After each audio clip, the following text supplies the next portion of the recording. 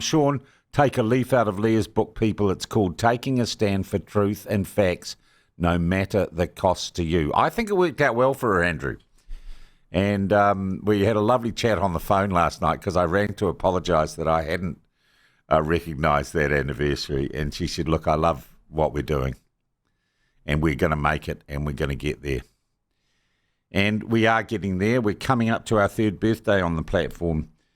But it's still hard. We still face a discrimination and organised discrimination in terms of our advertising.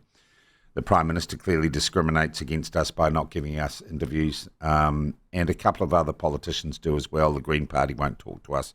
Not that that's a huge bloody loss, to be honest. But I'll tell you what, one thing's hard. We've got to this business to the point where it is broadly, I'd call it sustainable.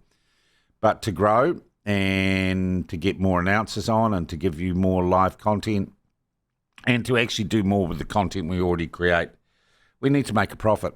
And, God, I regretted last night. It would be so easy if we decided to compromise the sort of stand that Leah Panapa has taken in being here.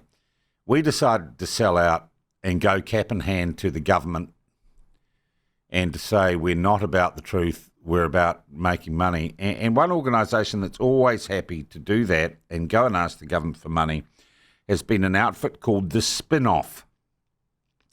And the Spinoff has, according to our regular columnist Graham Adams, in its lifetime, the Spinoff, which is absolutely unmitigated left-wing woke rubbish, in my opinion, with the odd article that actually isn't too bad.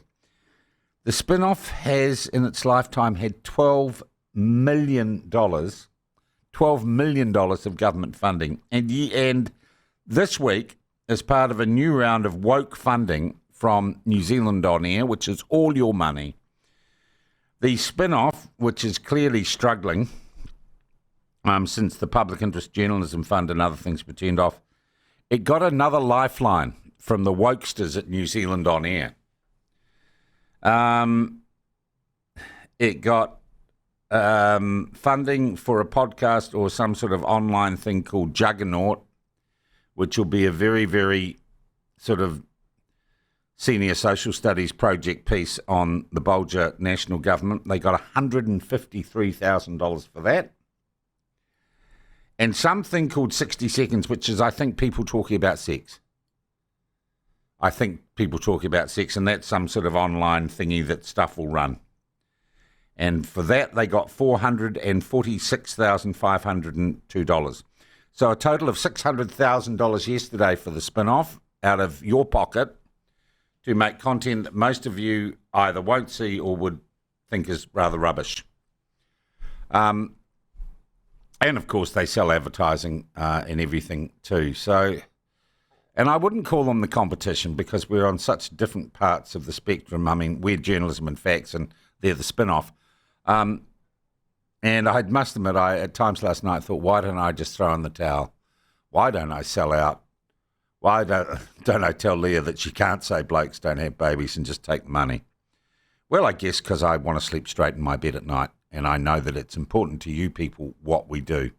I am going to stress, though, without that money, we work in a hostile and difficult commercial environment, and I do encourage you to just tell other people about the platform, how to download the app, how to listen, how to watch on YouTube.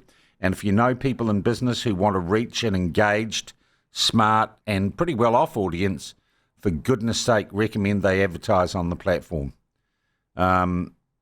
We still run on the smell of an oily rag, and I'm not going to bow and take the money.